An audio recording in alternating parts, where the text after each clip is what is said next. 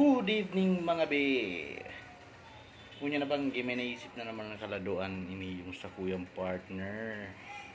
May napanood na naman sa Facebook, gusto man arogon. O yan, dahil supportive akong agom ay patulan ta kung anong kagustuhan ka sa tuyang agom. Ayan. Pansit Canton, sugo, sili, bawang, kamatis, at saka kalamansi. Ayan, papaikuton daw yan, papaikuton daw yung buting yan. Kung ano yung matapatan, iyong kakakanin. Eh, kita ay supportive na agong, kaya supportahan tayo ng kaladuan sa tuyang agong. May nahalat siya ngunyan. Yawnig di! Hinahalata na lumaog.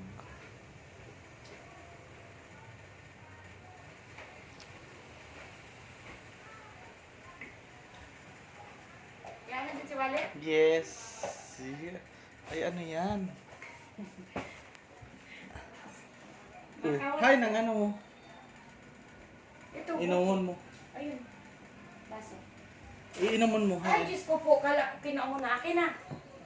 Diyos ko. Ay, For today's video, na ano kami. kailan ka? Ha? Okay. Doon. Tanong mo si Inky kung saan ko nilagay. Ayan. For today's video, ayan, makawat kami. Ang mga kakawaton mi is, ayan. Diyos ko po, bawang,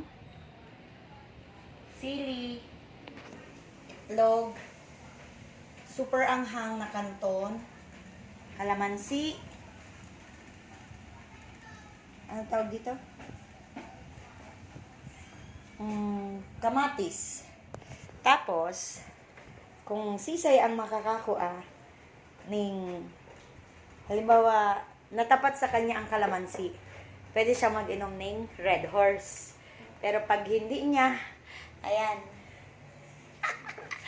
Pero pag di siya natapat dun sa Ay, ano lang? Ano lang? Pwede? kalamansi.